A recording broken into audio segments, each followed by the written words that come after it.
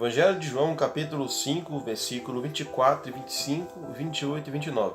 São 4 versículos desse capítulo que eu vou ler e vou destacar, vamos fazer uma análise. Versículo 24. Na verdade vos digo que quem ouve a minha palavra e crê naquele que me enviou tem a vida eterna, e não entrará em condenação, mas passou da morte para a vida. Em verdade vos digo que vem a hora, e agora é, em que os mortos ouvirão a voz do Filho de Deus. Os que a ouvirem viverão. Verso 28 e 29. Não vos maravilheis disso, porque vem a hora em que todos os que estão no sepulcro ouvirão a sua voz. E os que fizerem o bem sairão para a ressurreição da vida, e os que fizerem o mal para a ressurreição da condenação. Em primeiro lugar, no capítulo 5, do verso 16 até o verso 47, o Senhor Jesus está declarando-se como Filho de Deus igual ao Pai, em essência, os atributos. E os judeus, por essa causa, perseguiam nosso Senhor e procuravam matá-lo. E os versículos 24, 25 e 28 e 29 são muito importantes, porque o 28 e 29, verso 28 e 29, eles abordam uma matéria da teologia chamada escatologia, a doutrina das últimas coisas. A maioria dos estudiosos e comentaristas negam que no Evangelho de João aparece algum assunto escatológico. Esse versículo 28 e 29 fala da ressurreição física. O versículo 24 e 25 falam da ressurreição espiritual. O Senhor Deus, o Pai, deu ao Filho essas grandes obras maravilhosas para ele executar. A ressurreição da alma e a ressurreição do corpo. Sendo que a primeira ressurreição, a ressurreição da alma, ela não vai acontecer em todos os homens. Nós nascemos em pecado e em delito. Essa ressurreição da alma é a mesma que Paulo fala em Efésios, capítulo 2, verso 1. E vos vivificou, estando vós mortos em ofensas e pecado. Jesus diz aqui, quem ouve a palavra, que é o Evangelho, os seus ensinamentos, e crê naquele que enviou, tem a vida eterna. Ele não terá, ele tem a vida eterna. E não entrará em condenação, mas passou da morte para a vida. E ele diz, em verdade vos digo, que vem a hora, e agora é essa hora. E os mortos espirituais, alguém que não crê em Deus, alguém que não crê em Jesus, alguém que não tem inclinação, a Bíblia Sagrada diz que essa pessoa, a alma está morta, está separada de Deus. Ele precisa ser regenerado, ele precisa nascer de novo. E o versículo 24 e 25 é exatamente isso. O novo nascimento é a regeneração, é a vivificação da alma. O Senhor diz, e agora é essa hora, em que os mortos ouvirão a voz do Filho de Deus, e os que a ouvirem viverão. No versículo 25, o Senhor Jesus diz, os mortos ouvirão a voz do Filho de Deus, os que a ouvirem viverão. Ele não entra em condenação. Lá em Apocalipse diz, e sobre este não tem poder o dano da segunda morte. A segunda morte não tem poder sobre eles, porque já foram regenerados, já foram vivificados pelo Espírito Santo. É o novo nascimento. Esse trabalho, essa obra de Deus é feita enquanto o homem está vivo. Quando ele morre, se ele não for regenerado, se não aconteceu essa vivificação na alma, ele parte para a eternidade. Nessa condição, mortos em pecado e delito, está perdido para sempre.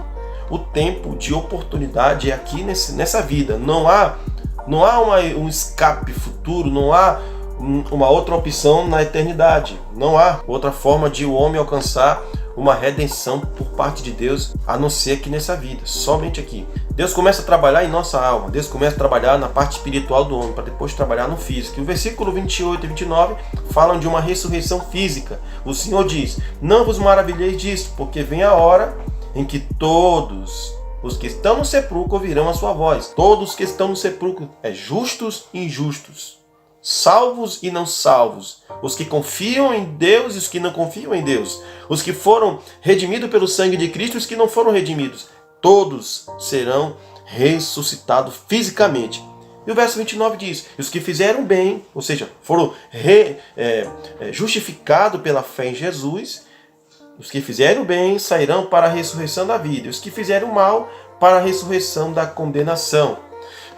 Não há na Bíblia Sagrada 4 ressurreições, 3 ressurreições. Só existe uma ressurreição, justo e injusto.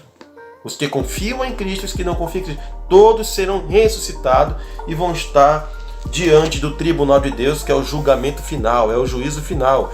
João diz assim, e vi um grande trono branco que estava assentado, Apocalipse 20, verso 11. o que estava sentado sobre ele, de cuja presença fugiu a terra e o céu, e não se achou lugar para ele. Esse céu, essa terra não haverá mais.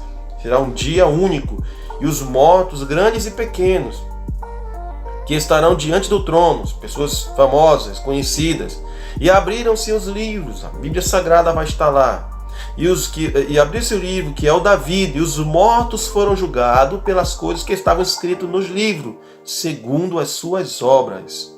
E deu os mal, os mortos que nele havia, e a morte e o inferno deram os mortos que nele havia, e foram julgados cada um segundo as suas obras.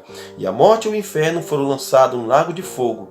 Esta é a segunda morte. E aquele que não foi achado escrito seu nome no livro da vida, foi lançado no lago de fogo.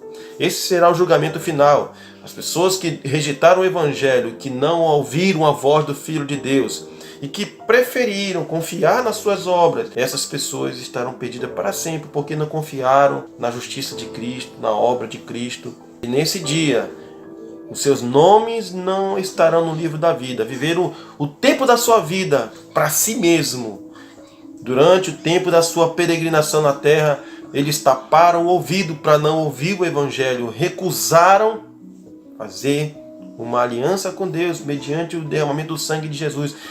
Recusaram em fazer uma aliança de paz com Deus e morreram debaixo da ira e da condenação e estarão para sempre perdidos.